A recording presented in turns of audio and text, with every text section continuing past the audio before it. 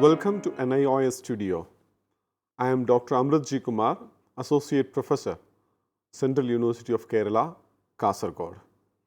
We are discussing today about components of social sciences.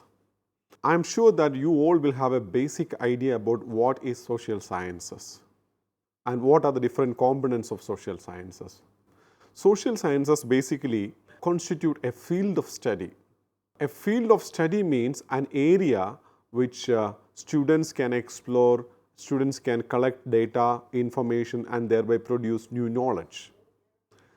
Though the birth of social sciences covers only a short span of time, it has established themselves as an important field of study across other fields of study. And social sciences has got influenced by time, context, challenges, etc. relating to social phenomenon which have made social sciences a field of study as a broad area to be discussed and explored. Now let us consider what are the subjects under social sciences family. So we know that knowledge cannot be fragmented into different discrete subjects as it's a unitary concept.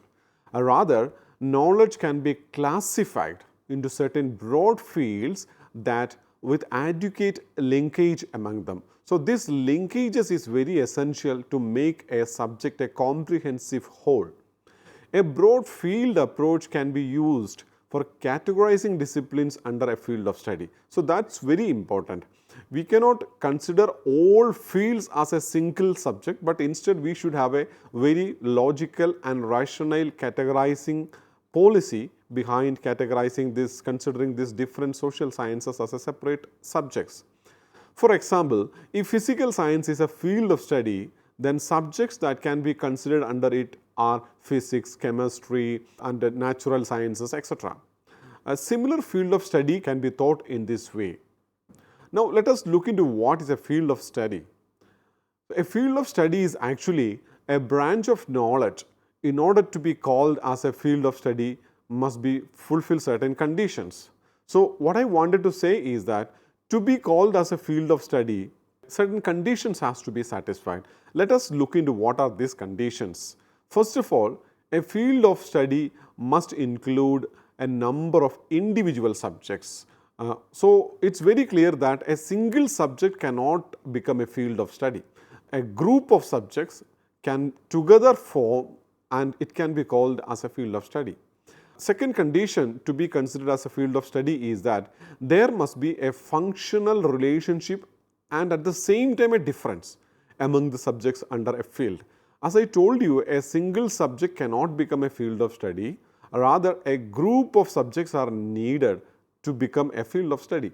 But when a group of subjects are pooled together under a common heading, there should be certain relationship among these subjects.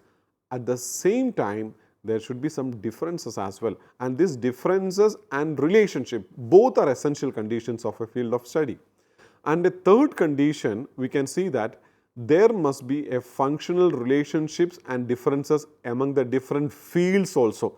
So subjects under a field of study should be related and different, and at the same time different fields are constituted by different subjects. So different fields also must have certain relationships and differences at the same time. So these three conditions are very essential to be called as particular area as a field of study. So social science actually as a branch of knowledge fulfills all the above three conditions in order to be called as a field of study. That's why we call social science as a field of study. Firstly, social science include a large number of individual subjects. Most of you might be knowing that what are the major subjects which can be called as social sciences. For example, history, geography, political science, economics, law, education, all these are different subjects coming under social sciences. Secondly, there is a functional relationship and differences among all the social science subjects. So from the example which I told you earlier, history and political science are mutually related. At the same time, when they are related, There are differences in the basic area of inquiry, in the basic thrust and focus between history and political science. The same goes with political science and economics, economics and laws, law and education, economics and education, with all these subjects. So, there are differences, at the same time relationship between these subjects under this particular area of social science. Social science subjects are related with each other because human relationship is a common denominator. So, this major factor that relate different subjects under social sciences is a common factor which is nothing other than human being. A large number of subjects are included in social science family. So, I told you earlier some examples.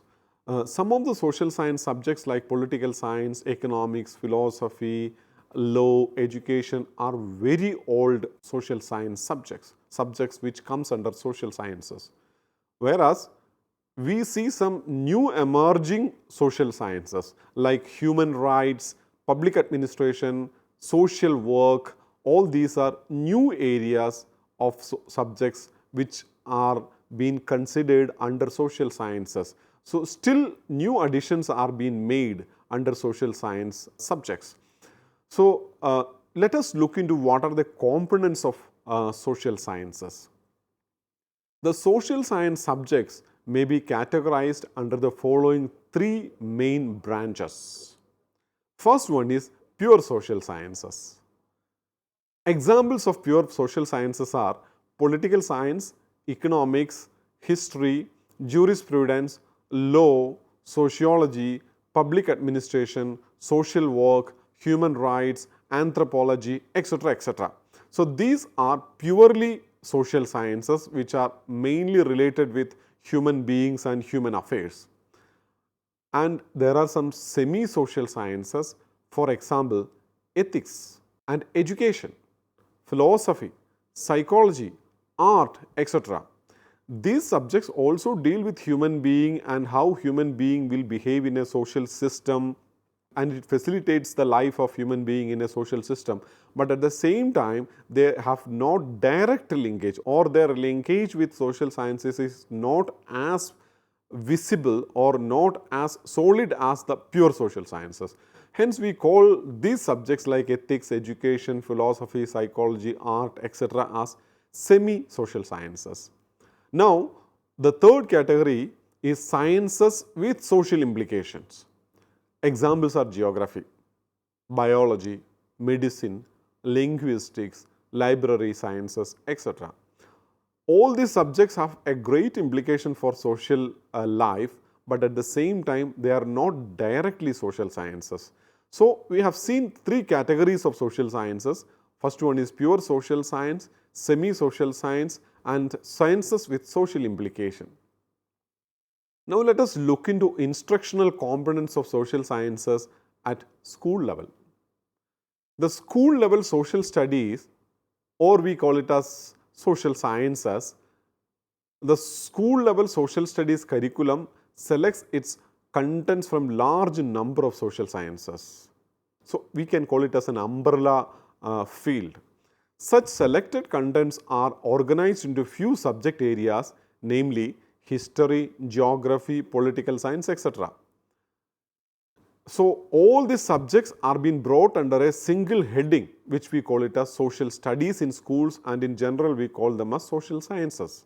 The present social science curriculum of CBSE, which is published by National Council for Educational Research and Training for upper primary school level, includes mainly three subject areas. They are history, geography, and social and political life. But when it comes to the secondary level, the major areas or subjects which are considered under social sciences of CBSE curriculum are history, geography, political science, and economics. When it comes to the higher secondary level, large number of social science subjects are included like history, political science, anthropology, sociology, etc., depending upon the preferences of the states, different states and their curriculum. Now, we have to conclude this lecture. So, initially we discussed about what is meant by a field of study. What are the major criterion to be called as a field of study? And then we looked into three major conditions for that has to be satisfied for a particular area to be called as a field of study.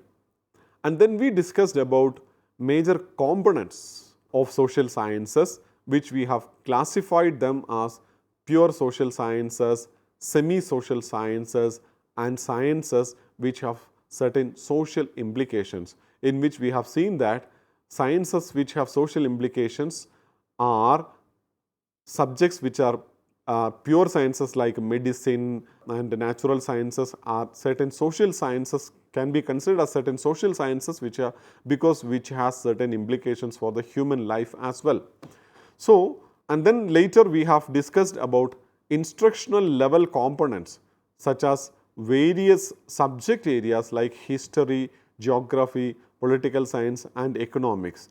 And this we have seen how in India CBSE, for which the textbooks are prepared by NCERT, has graded different social science subjects into various levels like primary level, secondary level and higher secondary level, in which we have seen that at primary level the selection of subjects in social sciences are very limited like history, geography and so on, and at secondary level, when it comes to the secondary level, the selection of subjects under social sciences gone little more wider by with more choices for the students to discuss about different subjects in social sciences. And when we comes to the higher secondary level, we have seen that subjects like anthropology, subjects like economics and more complicated subjects in social sciences are being considered for discussion. So, this is been arranged because the age level of the student has to match with the contents which are being part of the different subjects in the social sciences. And then finally, we have seen that subjects like anthropology, sociology and wide varieties of subjects according to the preferences of the different state governments are being included into the social sciences curriculum of different states. And also we have to keep note of it that the subjects under social sciences are not being listed permanently. Sometimes there are chances that some subjects under social sciences in the course of time will be changed into a different nature. Say for example, history was an area of social science, an important social science subjects. In course of time, the emphasis of history is gradually shifting from history to areas like archaeology and so on. Take the case of political science. Political science was an area under social science, a subject under social science. Political science is now getting shifted to areas like international studies and area studies and various other fields like marine politics and different kinds of areas. And still we can see that new subjects are coming into which are related to the existing subjects of social sciences. At the same time, subjects which are not directly related to the existing subjects are also getting into the field of social sciences in our modern day. Hence, the contents or the subjects which are under the social science family are always in a state of flux. In a state of flux means it can change according to the changes in the society, changes in the political system, changes in the economy, changes in the information system, changes in the knowledge content accumulation. So, we would conclude that the subjects which we have classified as pure social sciences, semi-social sciences and sciences with social implications are only a listing according to the contemporary and the existing situations. These subjects can subject to change, are subject to change at any point of time. With this, I conclude this lecture. Thank you so much.